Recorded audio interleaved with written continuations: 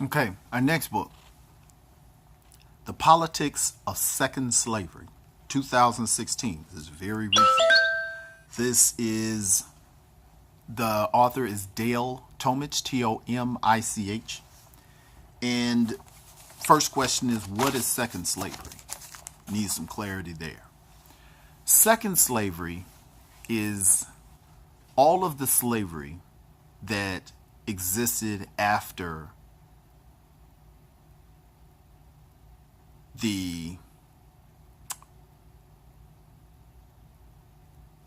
closing of the Atlantic slave trade. The reason why I paused on that was how to word it, because the official closing of the slave trade is one thing. How long ships kept coming is an entirely different thing. And this is kind of based on that, because what he's talking about are the slave zones that were created to keep these ships coming in, and the new adjustment to slavery that came about.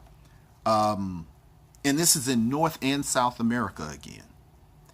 And so obviously my study is stretching not only across the Atlantic, which was the transatlantic portion, but now it's actually going south, because you really cannot study North American mass incarceration at its nucleus and not study the hemispheric slavery, because that's where many of the slaves came from by way of the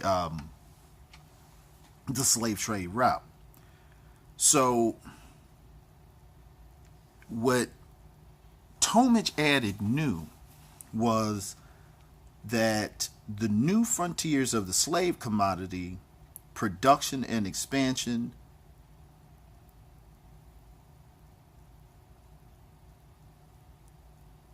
being intrinsic to the expansion of slavery.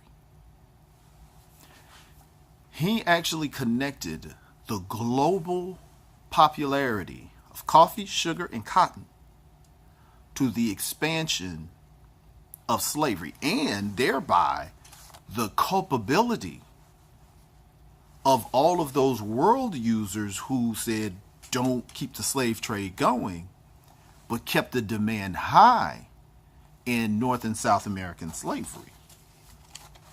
This book is a collection of scholars. It's not just one particular writer. It's different writers on this. This is a book about the expansion of slavery and the consolidation of nation states in the early 19th century. Now, this is another reason why it's second slavery. All the way up to now, we're talking about the state of Virginia slavery, the state of Alabama slavery, the state of Mississippi slavery, the state, and it may not be those particular ones, state of Massachusetts. I don't remember the order in which they came into the Union, not my area. But this is also the time that we're going from sovereign states to nation states. We're functioning as a nation. Now it's American slavery. Now it's Brazilian slavery. Now it's Cuban slavery. Now it's the Caribbean slavery. So there are a few transitions that are taking place. And why is this happening? Because the world economy is starting to open up. They weren't just selling coffee in the United States. They weren't just selling coffee in South America.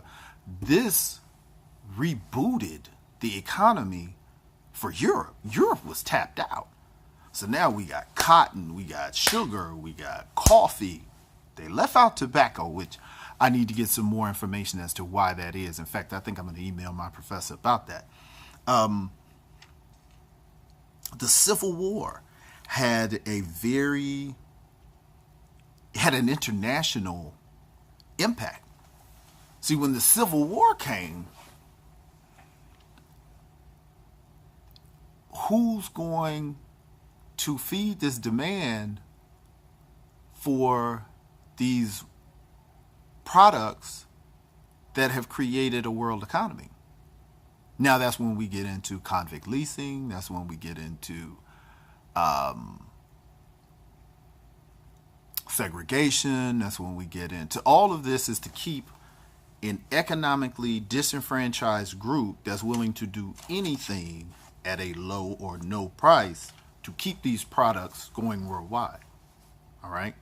And it's no secret that that led to mass incarceration, where you're incarcerated and you're working for these companies for nothing or very little. So, key elements: abolition of an economic international slave trade and the U.S. Civil War.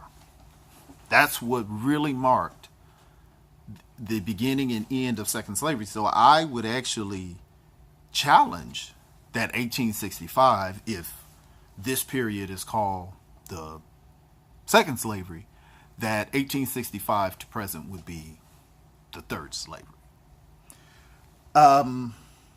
Hegemony, the definition of that word is a word that comes up a lot. Look up the words when you're reading books. Don't just kind of take it in context and keep going. That's the political, economic, or military predominance or control over others.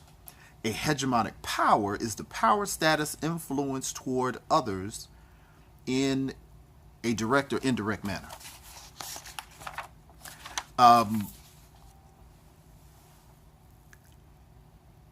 It is an excellent book in illustrating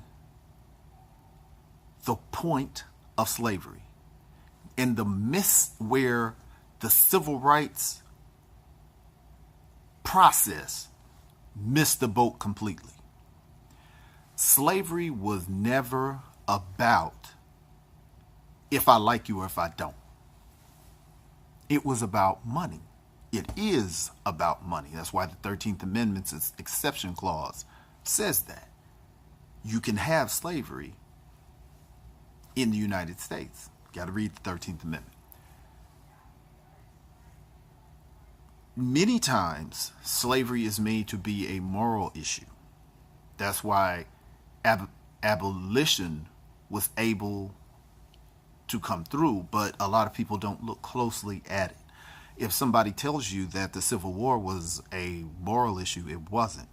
The Civil War was about Western land that was stolen from Mexico and Native Americans being set aside for poor white people to cultivate it.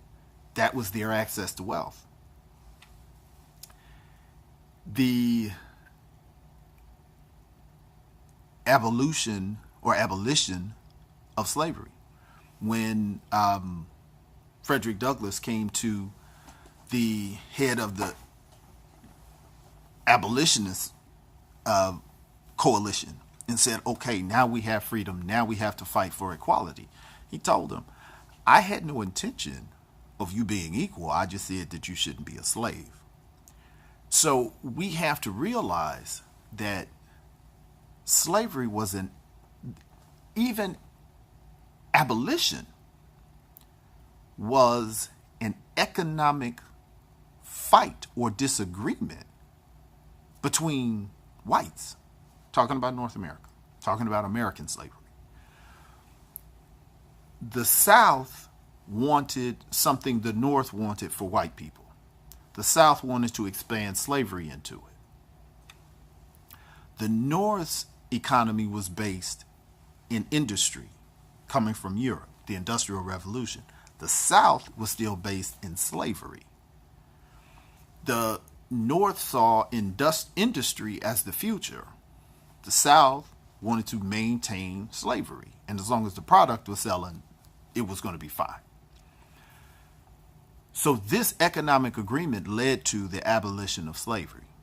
The reason why that abolition was necessary, it had to be, that slavery had to be abolished, was because that was the power structure that financed the South to succeed from the Union and challenge the North.